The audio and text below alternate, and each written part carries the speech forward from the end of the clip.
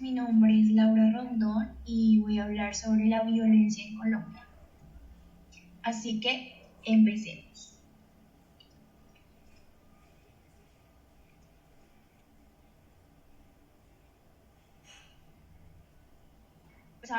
Debemos saber qué es violencia. Para mí, la violencia es aquella que lastima a la persona y lastima a otros, ya que me estoy lastimando a mí mismo por lastimar a otra persona. Por cosas bobas, a veces se lastima a la gente por cosas absurdas, pero bueno.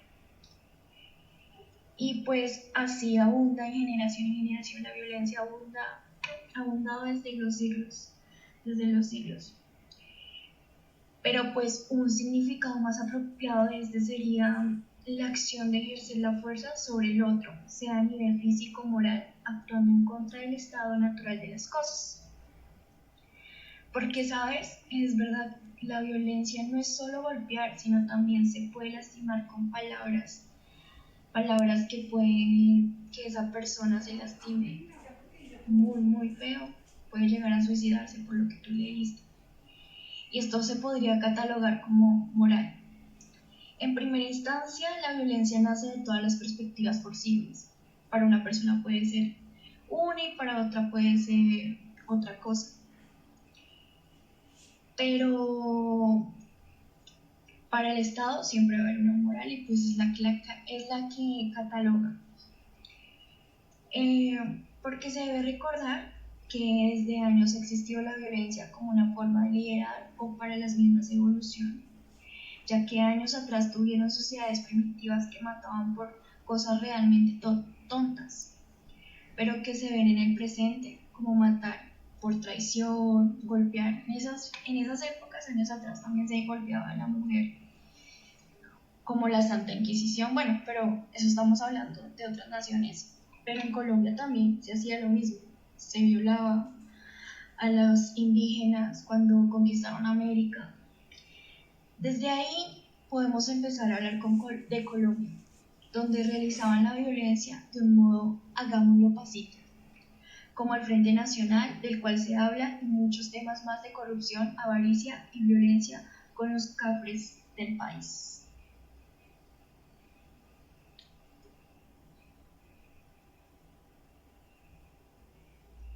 Bueno, comencemos con un poco de historia sobre los homicidios, impurezas del país sin memoria.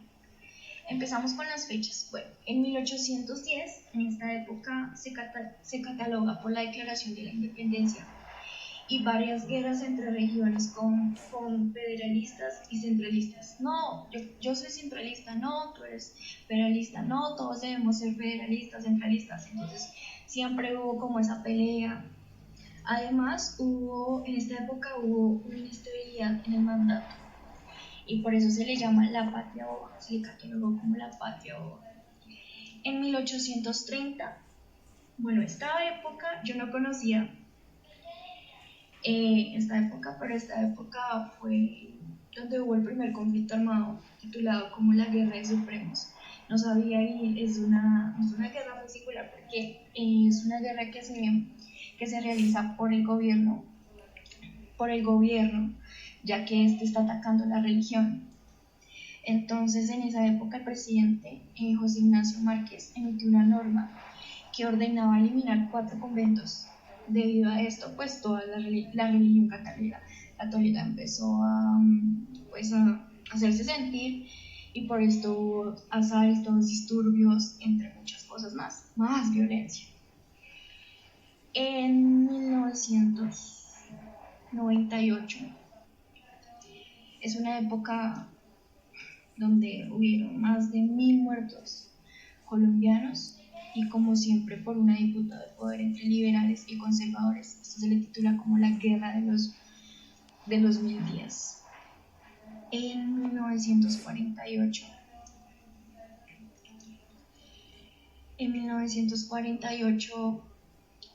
aquí es donde la historia dice que empieza la violencia porque lo titularon así, pero fue cuando matan a Jorge Eliezer Gaitán y pues se llega en Bogotá, pues hubo muchos asesinatos y agresiones.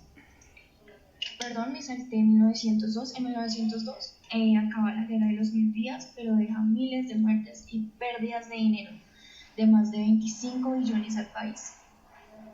Eso es muchísimo. Bueno, aunque el país ha gastado demasiada plata en guerras absurdas, como le dije a un comienzo.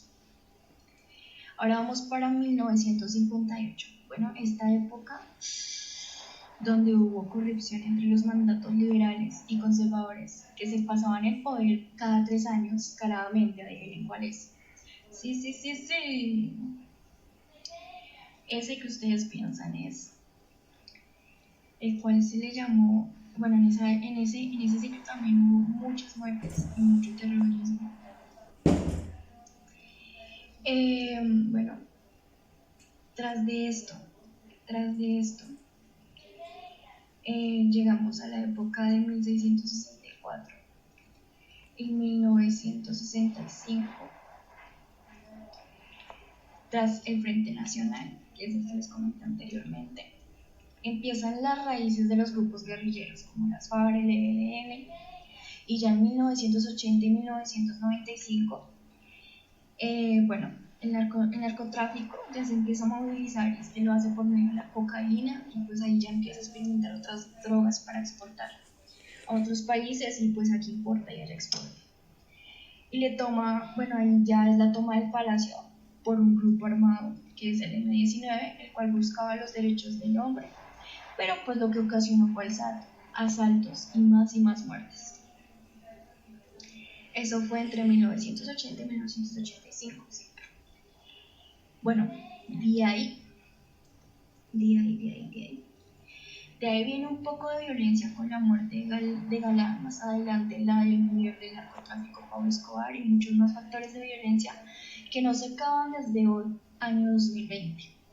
Y eso que se firmó la paz con un grupo guerrillero llamado las FARC, pero gracias a esto hubo gente que se puso brava porque estos iban a tener puestos de trabajo buenos y un sueldo digno, cosa que no les parecía pues a la gente, ya que ellos trabajaban honestamente, no mataban a nadie y no reciben el mismo sueldo. Entonces ahí hubo como también una violencia, ya que esta gente pues no ha cometido pues los asesinatos. En cambio ellos piensan en la gente moralmente, o sea, los que asesinan no son morales. Y pues lo que se cree en la nación, ¿no? Y ahí quizás puede ser el fallo, no pensar en el otro, sino como enemigo, y otra vez el problema del yo. Claro, ahí no estamos pensando que los de las FARC, o sea, si los de las FARC hacen su hoja de vida y dicen que fueron guerrilleros, ¿dónde lo van a aceptar? En ninguna parte, por eso el gobierno los tiene que ayudar. Tal vez no se acabe nunca, pero sería sano pensar de una forma diferente y no solo por una nota, que al final no valga nada en la vida de cada ser humano. En serio, una nota no vale nada, lo que vale es lo que aprendiste, porque más adelante lo vas a necesitar.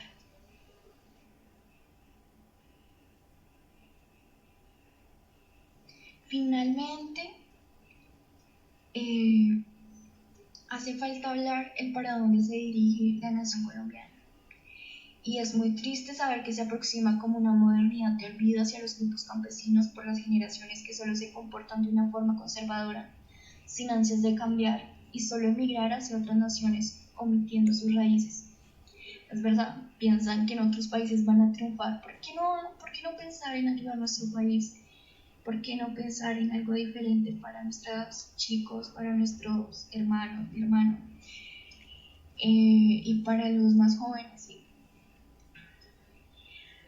Tenemos que pensar, por ejemplo, no elegir una máquina como presidente, sino elegir una persona que tenga en su corazón la bandera de Colombia, sus raíces, que quiera ayudar a la otra persona.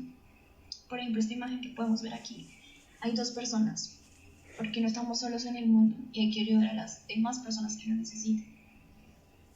Elegir un candidato que no piense solo en el dinero y pensar un poco más allá, que quizás podamos acabar esta violencia, que es muy difícil que el ser humano deje esta violencia que lo ha perseguido décadas. A mí me gusta mucho una frase de Rousseau que dice que el hombre es bueno por naturaleza, pero el Estado lo corrompe. Y es muy, muy, muy cierto. Cuando eres bebé tienes una cara de inocencia, pero llegas y te empiezan a poner reglas que debes de cumplir, o si no, no eres una persona moral. O puede que estés haciendo cosas inmorales que el Estado piensa que no, que son inmorales, y tú no sabes porque tu familia fue el primer inicio de educación de tu vida. Bueno, esto es todo.